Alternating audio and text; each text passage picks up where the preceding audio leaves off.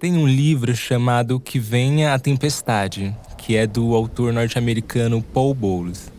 E é uma ficção onde o protagonista passa o tempo todo tentando fugir de uma grande tempestade que está por vir. Só que essa tempestade está por vir e ela nunca chega. Até que tem um momento dessa história em que ele já se meteu em tanta treta, em tanto barraco, que a tempestade passou a ser o menor dos problemas dele. E quando essa tempestade chega, ele simplesmente se molha.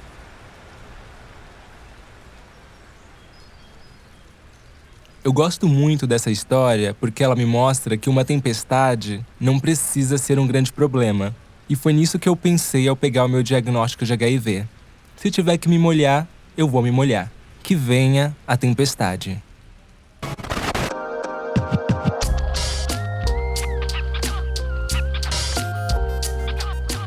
Salve, salve, galera! Eu sou Emer Conatos, sou ator e educador cultural e a gente começa agora o Preto Positivo, um podcast que faz parte do programa Spotify Sound Up Brasil 2020 e 2021. Um podcast original Spotify. Oi, gente, e eu me chamo Raul Nunes, eu sou mineiro lá de Nova Lima, sou diretor de arte e aqui no Preto Positivo nós vamos compartilhar com vocês histórias de pessoas negras que vivem com HIV. Sejam todos muito bem-vindos. Além da gente, nós trouxemos também um convidado especial que vai nos acompanhar aí ao longo de todos os episódios da temporada. Ele tá aqui para nos ajudar a compreender melhor a sua realidade. É o universo do… Pode deixar, que eu mesmo me apresento. Alguns aqui já me conhecem, outros não. Mas eu sou o vírus, HIV.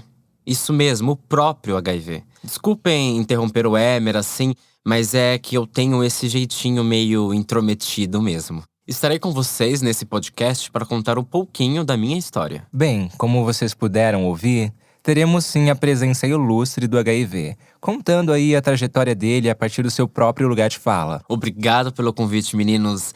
É um prazer. Imagina, HIV, o prazer é todo nosso. Aliás, você lembra como a gente se conheceu? Lógico que eu me lembro, Emer. Eu nunca me esqueço dos meus primeiros encontros. A gente se conheceu no finalzinho de 2018. Lembro até da roupa que você estava usando no dia. Era uma calça quadriculada e uma blusa bege. Já o Raul foi um pouco antes. Acho que em 2016. Ele eu reconheci de longe pelos 1,93 de altura. O porte de modelo. Agora vamos pro tema que nos motivou a criar esse episódio. E para isso, eu vou me apresentar um pouco melhor. Assim como o Raul, eu sou uma bicha preta, criado na periferia e hoje vivo com HIV. Parece uma apresentação pequena, mas a gente já tem aqui grandes discussões. A gente sabe que pessoas negras não lidam só com o racismo. A gente é mais do que negro. Tem outras questões como classe, gênero, sexualidade e sorologia, por exemplo. A diferença é que se você for negro, tudo isso vai aumentar o racismo. Não é à toa que nós negros somos a população mais afetada pelo HIV no mundo. Aqui no Brasil, a gente tem dados de pesquisas onde mostram que homens negros morrem 2 vezes mais que homens brancos em decorrência da AIDS. O risco de negros morrerem em decorrência da AIDS é de 2,4 vezes maior em relação aos brancos. Isso de acordo com a vigilância epidemiológica do Programa Estadual IST-AIDS de São Paulo. E não é só isso.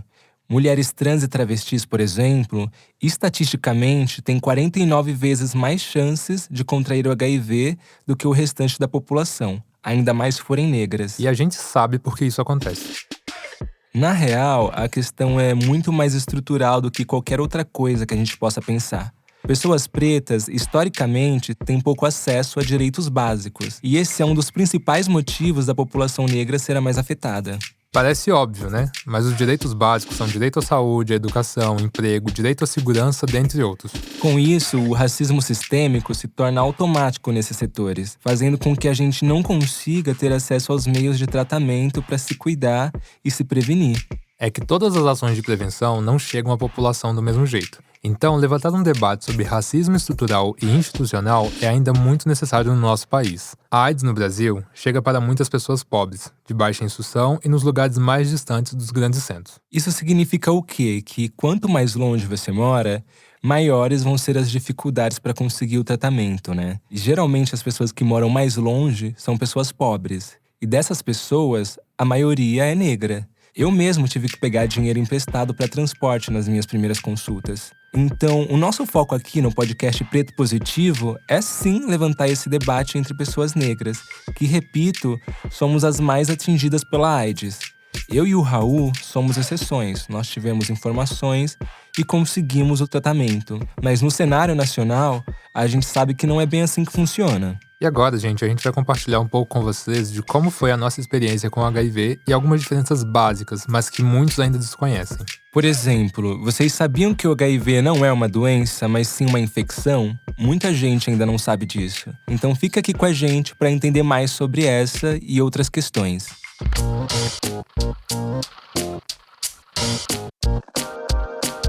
Outra coisa na qual muita gente se engana, Raul, é acreditar que pessoas que vivem com HIV têm aparência de doentes.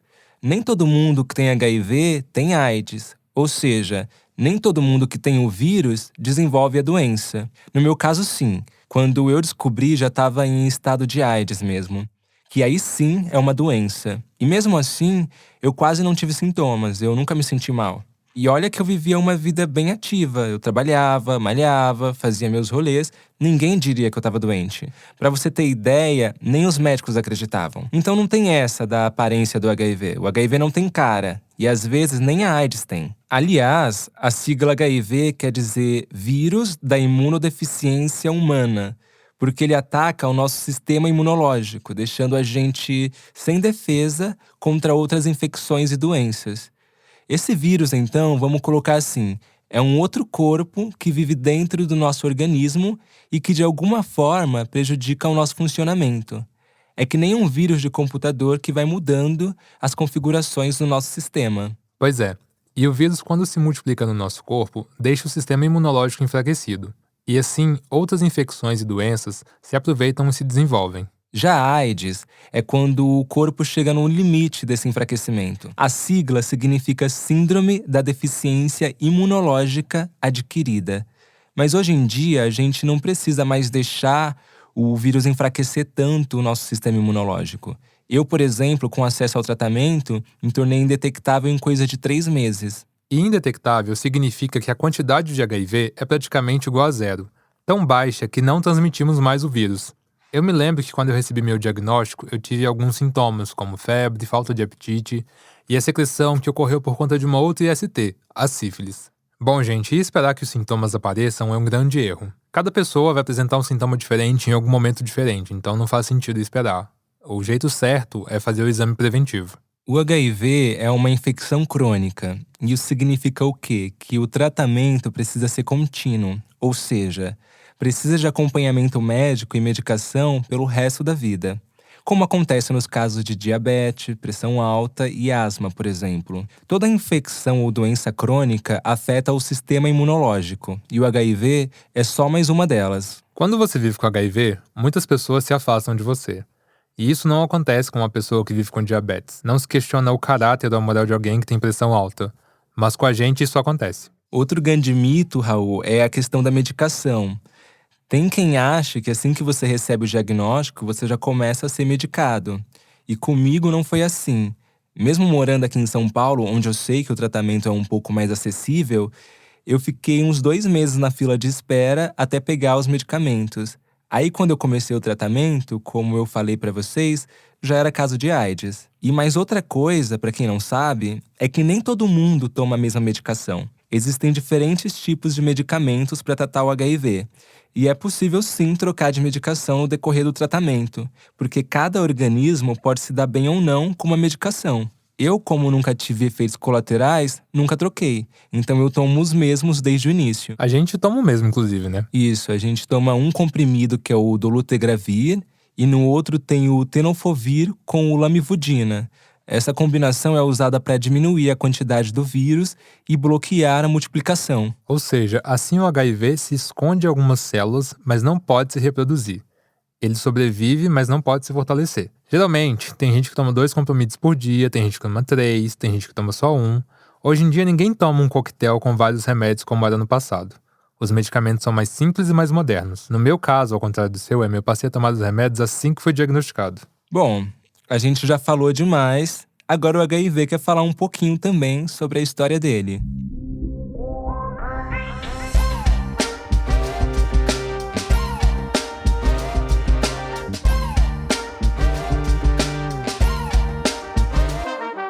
Foi em meados dos anos 80 que, digamos assim, que eu nasci. Quer dizer, é o que alguns dizem, porque a minha certidão de nascimento ela nunca nem foi feita. Alguns dizem início dos anos 80 ou perto disso, mas enfim, em algum ano por ali, eu já tava dando pinta por aí. Muitos de vocês ainda nem eram nascidos. Em 1981, a palavra internet foi mencionada pela primeira vez. A princesa Diana casava com o príncipe Charles.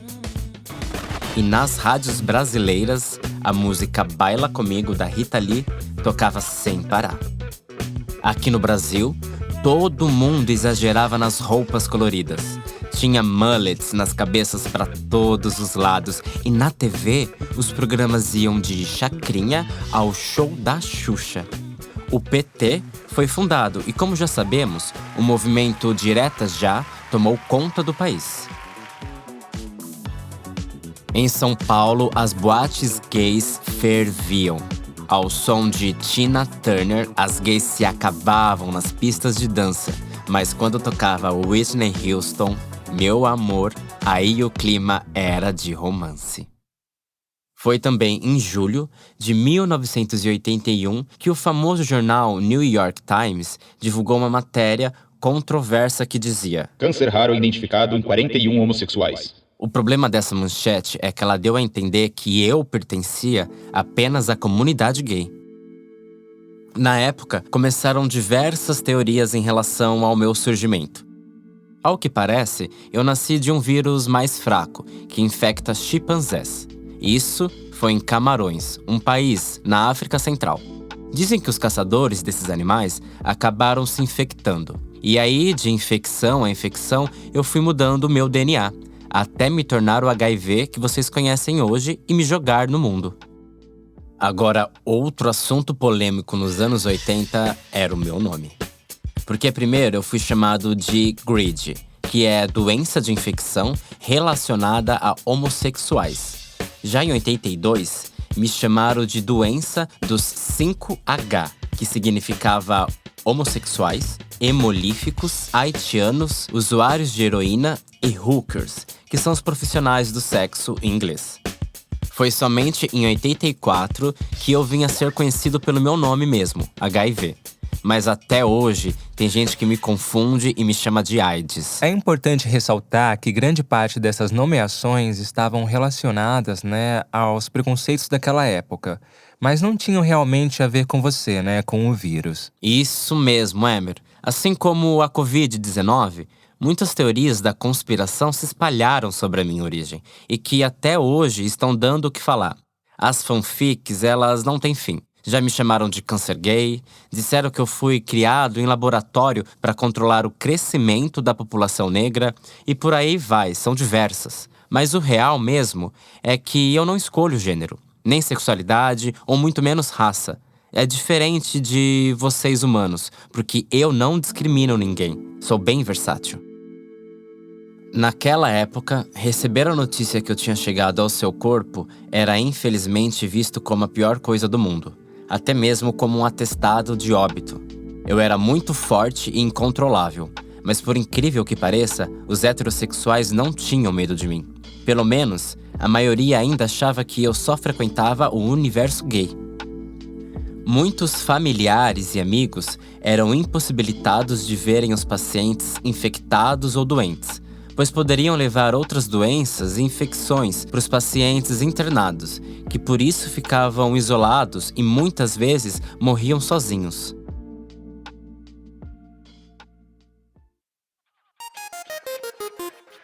Isso era nos anos 80, mas apesar dos avanços, esses estigmas seguem até hoje. Isso também é um dos grandes motivos que muitas pessoas não procuram ajuda ou não se informam logo sobre a sua sorologia. Até mesmo muitos profissionais de saúde não se informam, Eu lembro de uma vez que eu fui fazer uma coleta e escorreu uma gota de sangue do meu braço, do curativo. E assim que isso aconteceu, eu juro pra você, não é força de expressão, mas a enfermeira, ela foi bem pro canto da sala.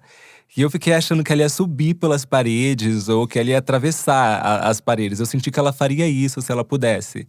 E ela não chegou mais perto de mim a partir desse momento. Ela ficou apontando o dedo pra mim de longe, me dizendo o que eu tinha que fazer. Ela apontou o dedo pra eu ir até a pia, lavar o meu braço, pra eu secar o meu braço, inclusive pra eu colocar um novo tampão no lugar. Ela simplesmente não chegou mais perto de mim. E veja bem, eu não precisava, né? Não precisava de todo esse espanto, de toda essa reação, até porque ela estava toda protegida. Ela estava usando luvas, avental, máscara, touca.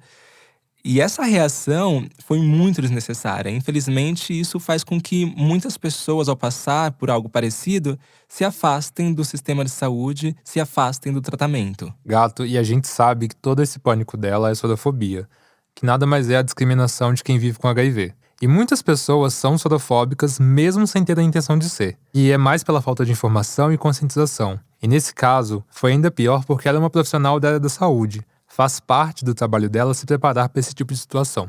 Essa temática é muito complexa, né? O quanto o sistema de saúde brasileiro ainda tem vários profissionais despreparados para atender pessoas positivas. Então, vamos fazer o seguinte, vamos deixar esse tema para um outro episódio e a gente chama alguém da área da saúde para conversar. Pode ser? Bom, outro dos grandes resquícios que ficaram dessa cultura, do estigma em relação às pessoas vivendo com HIV, é sobre a escolha de abrir ou não a sua sorologia. Muita gente até hoje ainda acha que é obrigatório você falar que foi diagnosticado com HIV, quando na verdade a gente não é. A sorologia é algo pessoal, é algo particular. Conta quem quer. Assim como a sexualidade de cada pessoa é um assunto muito pessoal, vai de cada um contar ou não. E com a sorologia é a mesma coisa, viu, gente? Exatamente, Raul. Hoje em dia a gente não precisa falar disso como se fosse o assunto principal das nossas vidas. Porque no fundo realmente não é. Isso é só mais uma parte da nossa trajetória de vida. Eu não preciso subir numa mesa e gritar pra todo mundo que eu tenho HIV. Eu não preciso me apresentar dizendo: "Oi, eu sou Emer e eu tenho HIV", porque eu acho que tem coisas muito mais interessantes sobre mim pra falar. Eu não preciso fazer disso o assunto principal da minha vida. Eu vivo com HIV, mas o HIV não é a minha vida. Bom, eu escolhi abrir minha sorologia ao perceber que a minha experiência de vida poderia ajudar outras pessoas nesse processo. Porque a gente sabe que é muito difícil ter em quem confiar ou ter alguém para conversar sobre esse assunto em específico.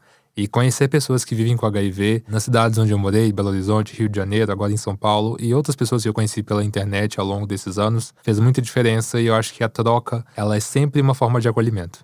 E foi justo por ter referências de outras pessoas que vivem com HIV que eu não tive problemas em relação à aceitação, ou pelo menos não tantos problemas quanto eu poderia ter. Eu entendi que se outras pessoas conseguiam viver bem com o vírus, eu também conseguiria, por que não? E por isso eu escolhi abrir a minha sorologia, mas a gente sabe que cada um tem a sua própria realidade.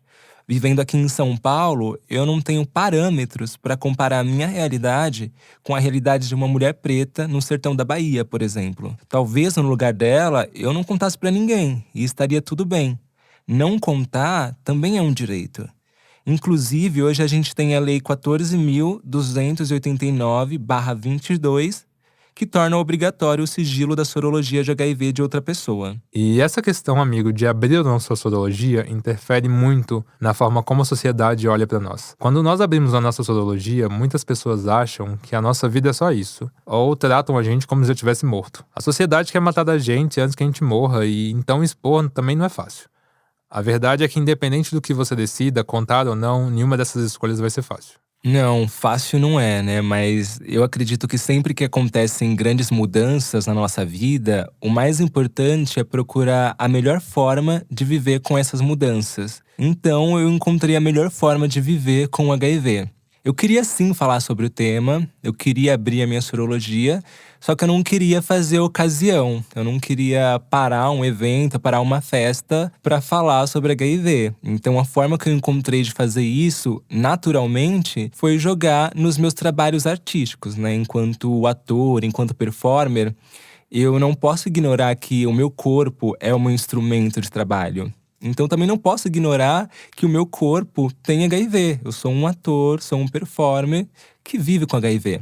Então, pouco depois que eu peguei o meu diagnóstico, eu participei de uma oficina que se chamava Como Eliminar Monstros, que era justamente para imaginar novas referências, novas narrativas sobre o HIV. E foi quando eu criei a performance Já Passou da Hora. Essa performance, ela acontece sempre às 18 horas, que é o horário de tomar os meus medicamentos. E quando eu fiz pela primeira vez, foi no Itaú Cultural. Acontece da seguinte forma: eu reúno, o público e explico a situação, contextualizo que eu sou uma pessoa que vive com HIV, que deu o horário de tomar meu remédio, já passou da hora, e eu não sei onde eles estão escondidos pelo espaço. Geralmente, quando eu falo isso, as pessoas não acreditam, ficam olhando pra minha cara, né? Tá. Até que eu falo, não, gente, eu tô falando sério. Aí todo mundo começa a correr pra lá e pra cá, é uma correria procurando os meus medicamentos.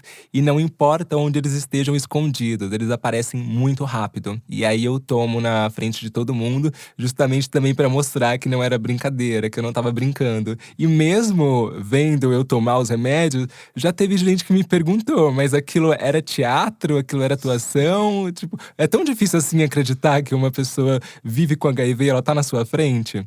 Enfim, eu criei essa performance justamente porque assim que eu peguei o meu diagnóstico, a princípio eu decidi não abrir a minha sorologia para minha família, porque eu queria estar indetectável, eu queria estar saudável primeiro para não preocupar ninguém. E nessa época, o meu quarto não tinha porta, então era de livre acesso, entrava quem queria. Minha mãe, minha irmã, meus sobrinhos, sobrinhas. E sempre que eu percebia que alguém chegou muito perto de onde eu tinha escondido, eu arranjava um outro esconderijo. E aí, depois um outro esconderijo. E foi tanto esconderijo que chegou um momento em que eu precisava tomar o meu remédio e eu não sabia mais onde eu tinha escondido. Então virava uma procura até pra mim. E essa foi a forma que eu encontrei de fazer o público também se colocar no meu lugar, de entender como é a realidade de uma pessoa que vive com HIV. Bom, ao contrário do Emer, que também é leonino, lindo esse meu amigo, que é ator, inclusive, eu não imaginava que um dia eu ocuparia esse espaço de protagonismo. Quem me conhece sabe que eu amo sim dar os meus closes por aí, mas para trabalho eu sou aquela pessoa do bastidor, assim, eu gosto de fazer as coisas acontecerem lá de trás. Depois que eu saí de uma empresa, por conta de uma situação de sordofobia, e eu processei essa empresa, e a gente vai falar sobre direitos aqui em um outro episódio, eu resolvi falar abertamente sobre o HIV, assim. Eu passei a me posicionar nas redes sociais. Então eu lembro que eu fiz um textão, e aí o Samuel Gomes, que é um youtuber daqui de São Paulo, a gente gravou uma entrevista junto, onde eu não falei só sobre o HIV, mas eu falei sobre questões da minha família, sobre a questão de ser uma bicha preta no interior de Minas Gerais, sobre abuso sexual que eu sofri na infância. Então tudo que estava entalado durante muito tempo eu coloquei pra fora. A partir disso, algumas pessoas do país vieram falar comigo sobre a sua realidade, e aí eu percebi o quanto a minha história impactava na vida das pessoas. E aí eu criei o programa Hoje Indetectável Vivo, o HIV, e que era um programa onde eu acompanhava as pessoas a partir do momento que elas recebiam um diagnóstico positivo até elas se tornarem indetectável. E aí houve um grupo de WhatsApp na época, a gente conversou, teve acolhimento. Em alguns momentos eu pude encontrar com algumas pessoas pessoalmente para ter trocas, para poder escutar. E às vezes também não só para poder falar sobre HIV, mas para poder viver um momento, sabe? Para poder ter uma relação de troca, de acolhimento, de viver mesmo. Não necessariamente o HIV era a pauta do nosso encontro, na verdade. E esse projeto me ensinou muito, assim. Eu aprendi muito com a realidade dessas pessoas. Escutei histórias maravilhosas, fiz amigos incríveis. E a cada pessoa que se tornava indetectável, que era o mais importante pra mim, era como se eu tivesse ganhado a Copa do Mundo, assim. Porque eu ficava muito feliz e muito realizado em ver a imagem ali do exame da pessoa e a carga viral dela zerada praticamente. E hoje a gente tá aqui dando vida ao preto positivo, né? É muito importante a representatividade de mais pessoas positivas, como você mesmo disse. E aqui no nosso podcast, a gente andou entrevistando algumas dessas pessoas que vocês precisam conhecer. Sim, gente como a gente que leva uma vida completamente normal. Prazer estar aqui, Raul e Emer. Eu sou Alberto Pereira Júnior, bicha preta positiva, paulistano e com muitas outras características e marcadores, né? Enfim, como todos nós. Eu posso dizer que a minha jornada profissional, ela é positiva. Eu sou Micaela Cirino, tenho 33 anos, nasci com HIV no início da epidemia, né? Se chama HIV por transmissão vertical. Eu cresci num abrigo para crianças soropositivas Então eu fui entendendo ao decorrer do crescimento o que era viver com HIV, o que era ser soropositiva, e muito de entender o que isso significava no meu corpo biológico, mas também o que isso significava no meu corpo social, que foi muito mais agressivo do que o vírus causa no meu corpo mesmo, né, biológico. Oi, gente. Obrigado pelo convite. Bom, eu me chamo Ezio Rosa, eu tenho 27 anos, sou de Minas, mas fui criado em São Paulo. Sempre morei na Zona Leste de São Paulo, moro até hoje na Zona Leste de São Paulo, mais precisamente lá no Cangaíba. E em 2014 eu criei um blog, na época era Blogspot ainda, com o nome de Bichanagô. Como vocês ouviram aí, essas são pessoas que estiveram com a gente durante a gravação do podcast e que nos próximos episódios vocês vão poder conhecer um pouco melhor. E a gente vai ficando por aqui, mas eu acredito que o recado já foi dado, que todo mundo já entendeu que ter HIV hoje em dia é só mais um detalhe, né? Bom, é isso aí, amigo. Mas a gente sabe que nem sempre foi assim. E mesmo hoje em dia, se deparar com a notícia de que foi infectado pode ser uma bomba pra muita gente. Isso acontece principalmente quando a gente não é bem informado, né? Então, deu positivo? Calma. Não entre em desespero, porque pra tudo tem jeito, inclusive pro HIV. No próximo episódio, então, a gente vai contar detalhes de como foram as nossas experiências com o resultado da infecção. Quais são os primeiros passos, onde ir, com quem falar, o que tomar, a diferença entre PEP, PrEP e outras coisas. E na próxima quinta-feira, a gente volta com um novo episódio e um passo a passo pra quem testou positivo. E, gente, é sobre isso, sabe? Vai ficar tudo bem. O Preto Positivo faz parte do programa Spotify Sound Up Brasil 2020 e 2021. Obrigado, gente, por quem ouviu até aqui o final. Esse projeto é muito importante pra gente, é um sonho virando realidade. E não se esqueçam de acompanhar o Preto Positivo no Instagram, @Preto Positivo, e seguir a gente também no Spotify para receber as notificações de novos episódios. Beijo! Até, galera. Beijão! Apresentadores: Emer Conatos e Raul Nunes. Roteiro: Emer Conatos. Assistente de roteiro: André Emídio. Produtor executivo: Raul Nunes. Assistente executivo: João Moraes. Trilha: Dinho Groove. Engenheiro de som: Benê. Som designer: Nicolas Rabnovich. Direção criativa: Emer Conatos e Raul Nunes. Produtora: Ampere.